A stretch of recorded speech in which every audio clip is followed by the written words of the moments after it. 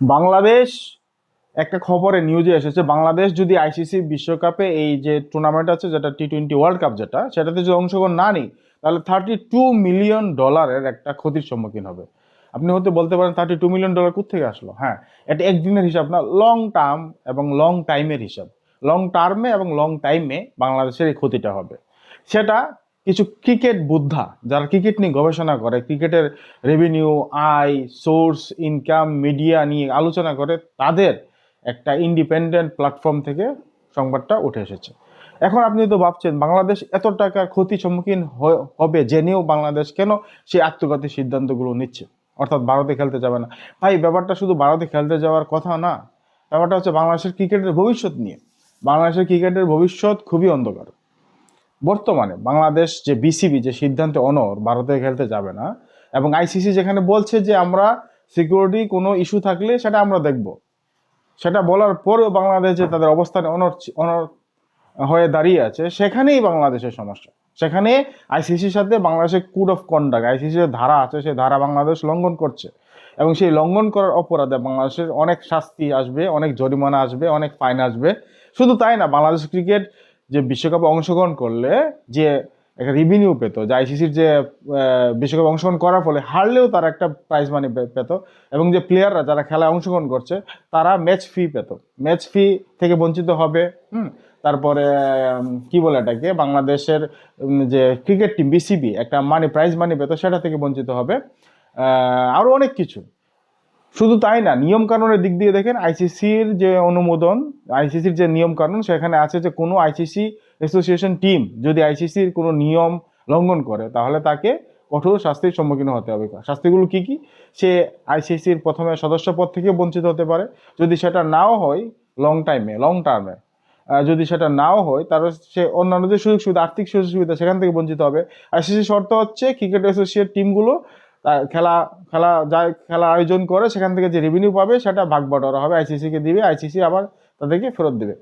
কিন্তু বাংলাদেশ যেহেতু আইসিসির নিয়ম মানতেছে না সেহেতু, এবং ভারতের সাথে খেলতে চাচ্ছে না সেহেতু, শুধু এই বিশ্বকাপ না, অদূর ভবিষ্যতে যদি কোনো বাইলাটেরাল সিরিজ থাকে ভারতের সাথে, বা অন্য কোনো ত্রিদেশীয় সিরিজ থাকে, বা অন্য কোনো ইয়ে থাকে, কোনো কাপ থাকে, যেটা ওয়ার্ল্ড কাপ হতে পারে, next world cup, big world cup যেটা, টি-20 না, 50 ওভারের যে ফরম্যাটের যে ওয়ার্ল্ড কাপ, সেটা থেকে বাংলাদেশ হয়তো আইসিসি ভবিষ্যতে বাংলাদেশের বিরুদ্ধে আরও কঠোর হতে পারে। তো আমরা জানি না বাংলাদেশ কোন দিকে হাঁটছে। যদি পাকিস্তানের পথে হাঁটে বা পাকিস্তানের কোনো ইশারায় বাংলাদেশ কোনো সিদ্ধান্ত নিয়ে থাকে, তাহলে বাংলাদেশের জন্য এটা সবচেয়ে বড় ভুল এবং আত্মঘাতী সিদ্ধান্ত হবে। কারণ পাকিস্তান কিন্তু, দেখুন, যে ক্রিকেটের যে বাংলাদেশের যে অংশগ্রহণ করা না করা নিয়ে আইসিসি কিন্তু একটা ইন্টারনাল ভোটাভুটি হয়েছিল, সেখানে ভোট দিয়েছে মেম্বার টিমগুলো, সেই মেম্বার টিমগুলোর মধ্যে থেকে মাত্র পাকিস্তানের ভোট বাংলাদেশ পেয়েছে। অর্থাৎ বাংলাদেশ যে ভারতে গিয়ে খেলবে না সেটা সিদ্ধান্ত নেওয়ার জন্য একটা ভোটাভুটি হয়েছিল, এবং সেখানে দেখেছে বাংলাদেশ শুধু পাকিস্তানের ভোটটা পেয়েছে, আর কোনো কান্ট্রি ভোট দেয়নি। হয়তো বা পেছনের দরজা থেকে পাকিস্তানই বাংলাদেশকে উস্কানি দিচ্ছে যে তোমরা ভারতে যাও না, দেখবো আমরা কি হইব, বিশ্বকাপটা ভন্ডুল করে দেবো। কিন্তু তারা তো জানে না যে পুরো সবকিছু আসলে ভারত না, আইসিসি নিয়ন্ত্রণ করতেছে। যেখানে আইসিসি সবকিছু নিয়ন্ত্রক, সেখানে বাংলাদেশের এই যে অভিমান, এটা বাংলাদেশেরই ক্ষতি হবে, ওদের ভবিষ্যতের ক্ষতি হবেই। আপনি ধরেন আইসিসির কোনো টুর্নামেন্টে অংশগ্রহণ না করার ফলে বাংলাদেশের বিরুদ্ধে তারা ফাইনও দিতে পারে। হ্যাঁ, ইনকাম তো হবেই না, কোনো টাকা তো তাদেরকে দিবেই না, উল্টো ফাইনও দিতে পারে। এটা হচ্ছে একটা। আরেকটা হচ্ছে ওদের ভবিষ্যতে বাংলাদেশে কোনো টুর্নামেন্টের আয়োজন তারা করবে না, অন্য কোনো টিম আসতে চাইবে না, কারণ মোস্টলি যতগুলো ইন্টারন্যাশনাল প্ল্যাটফর্ম আছে যেখানে আপনি বলেন ভারতের মোস্টলি নিয়ন্ত্রণ থাকে, মিডিয়া কভারেজ বলেন সেখানে ভারতের নিয়ন্ত্রণ আছে, স্পন্সর বলেন সেখানে অধিকাংশ টিম ভারতের, স্পন্সরশিপগুলো ভারতের কাছ থেকে আসে, ভারতের মিডিয়া থেকে আসে। আরেকটা ব্যাপার, আপনি রমিজ রাজা কিন্তু পাকিস্তানের পিসিবির খুব ভালো একজন বুদ্ধা ক্রিকেটার, প্রাক্তন ক্রিকেটার, এবং পিসিবির একজন বড় ধরনের কোনো হর্তাকর্তা। এই যে রমিজ রাজার একটা ভাষণ আপনারা শুনেছেন কিনা জানি না, একটা ক্লিপ আছে, এটা ভাইরাল হয়েছে সম্ভবত অনেক আগে। রমিজ রাজা বলেছে যে আন্তর্জাতিক ক্রিকেটে বা আইসিসিতে যত ইনকাম হয় তার 70-80%, 70-80% শুধুমাত্র ভারত দিয়ে থাকে। এবার ভাবুন যে ভারতের প্রভাব কতটুকু আন্তর্জাতিক ক্রিকেটে, এটা তো একটা। আরেকটা হলো, ভারত চাইলে কি না করতে পারে, পাকিস্তান কিন্তু অনেক কিছু করার চেষ্টা করেছে, কিন্তু কখনোই তারা কিন্তু খুব একটা সুবিধা করতে পারেনি। অর্থাৎ তারা খুব একটা সুবিধা করতে পারেনি, তারা বাধ্য হয়েছে ভারতের সাথে খেলতে। তো সে যাই হোক, তাদের ইন্টারনাল ম্যাটার হতে থাকতে পারে, তাদের গৃহযুদ্ধ থাকতে পারে একে অপরের সাথে, কিন্তু তারপরেও তারা কিন্তু খেলছে ক্রিকেট। বাংলাদেশের সবচেয়ে বড় ভুল সিদ্ধান্ত এটাই যে ভারতে গিয়ে খেলবে না, তারা ভেবেছে পাকিস্তানের মতো তারাও কোনো নিরপেক্ষ ভেন্যু পাবে, কিন্তু সেটা না, বাংলাদেশের ক্ষেত্রে সেমনটা হবে এমন কোনো কথা না। আর আরেকটা ব্যাপার হলো কি, বাংলাদেশ অদূর ভবিষ্যতে ভারত যদি বাংলাদেশে না আসে, বাংলাদেশের লোকসানই হবে, লাভের কিছুই হবে না। স্পন্সরশিপ হারাবে, তারপর যে টি-20-র মতো যে বিভিন্ন ধরনের টিম আছে সারা বিশ্বে ছড়িয়ে, হ্যাঁ, বিভিন্ন ধরনের আইপিএল এর যে ইয়েগুলো আছে, যেমন ভারতে আছে আইপিএল, হ্যাঁ, তারপর দুবাই বা আরব আমিরাতে কিছু একটা হচ্ছে, হ্যাঁ, 10 ক্রিকেট আছে, বিভিন্ন ধরনের যে টি-20 যে ইয়েগুলো আছে, ইভেন্টগুলো আছে, সেই ইভেন্টগুলোর স্পন্সরও ভারতীয়রা, অধিকাংশ ভারতীয়রা। তো বাংলাদেশে কোনো প্লেয়ার দেখা গেছে ওদের ভবিষ্যতে ভারতীয় কোনো স্পন্সরশিপ, কোনো মিডিয়া বা কোনো টিম তাদেরকে হায়ার করবে না এই ইস্যু ধরে।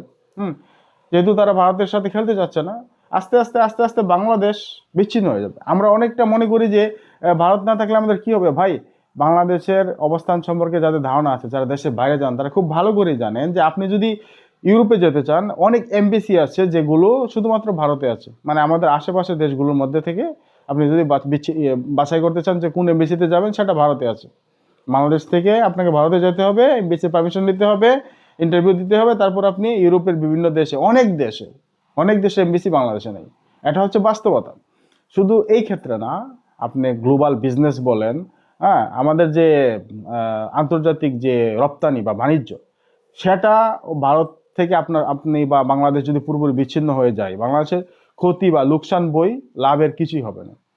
বাংলাদেশকে দ্বিগুণ 3 গুণ পয়সা খরচ করে যে কাজটা করতে পারে, সেটা ভারতের কাছে থাকলে খুব সহজেই হয়ে যাচ্ছে, অর্থাৎ ওই খরচটা হচ্ছে না। তো যাই হোক, রাজনৈতিক ব্যাপারটা রাজনীতির কাছে থাক, খেলোয়াড়দের সিদ্ধান্তটা খেলোয়াড়ের কাছে ছেড়ে দেন। বিসিবিকে সিদ্ধান্ত নিতে দিন স্বাধীনভাবে, খেলোয়াড়দের জিজ্ঞাসা করুন তারা কি বিশ্বকাপ খেলবে কি খেলবে না, তারা কি ইনসিকিউর ফিল করছে কি করছে না। তারা যদি ইনসিকিউর ফিল না করে, আমার উচিত বাংলাদেশ সরকার এখানে হস্তক্ষেপ না করা।